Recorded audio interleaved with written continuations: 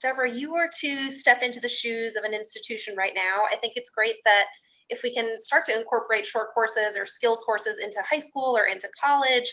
I know a lot of institutions are chasing this pre-K to gray, and that's a no easy feat. That's incredible if you can get students to come back. If we think students first, our research is showing that they are seeing extreme value in short courses, and they're reporting doing so more than our degreed students are.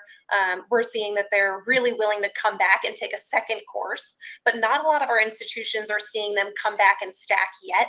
And that could possibly be because this is new and it's cutting edge, Yeah. or it could be that like the strategy isn't quite in place. So I guess my question to you is, if you were in these institution shoes, what's your guidance or your recommendation to help connect that thread from pre-K to grad? Yeah, and by institutions, you're talking all about the colleges and universities. Yeah, it's an interesting point, right? Because I think the stacking maybe, probably begins to occur across many institutions. So the question is, do students have the patience, whether it's because of mobility or whether it's, geographic mobility or whether it's because of just, attention span to actually come back. I think what institutions, and you're seeing a lot of great ones do it, is extending it. Maybe not count on that traditional student to come back immediately, but I mean, you're seeing universities aggregate and then monetize, big extension schools, right? I mean, I always remember finding out that Rutgers had something like 250,000 people in their extension school database. I mean, which I was just like blown away by.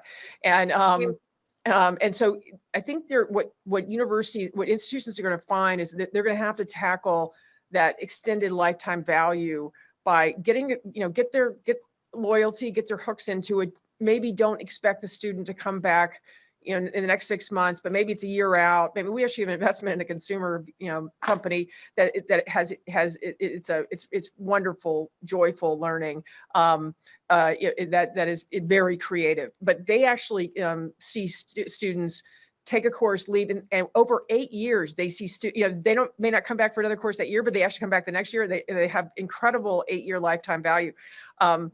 So if you can do it in a way that the students love the community and they feel loyalty and they feel like they can go back to get their whatever cert in some technical field or whatever. I think it's making the courses available and easy and to remove as much friction as you can for students, for learners, it's not really to move in and out of your sort of ecosystem over a lifetime. And yeah, it is interesting to see ASU, for example, and to bring in the ASU prep. So now they have high school. So now they've now got high school students.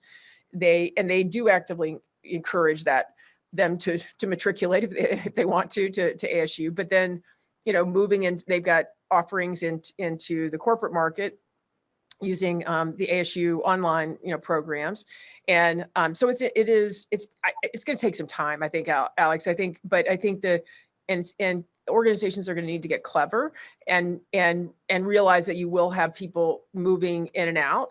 But make sure that when they move in and out, you've got a product that lures them to want to be on your platform to get that next piece of skilling or learning or whatever you want to call it.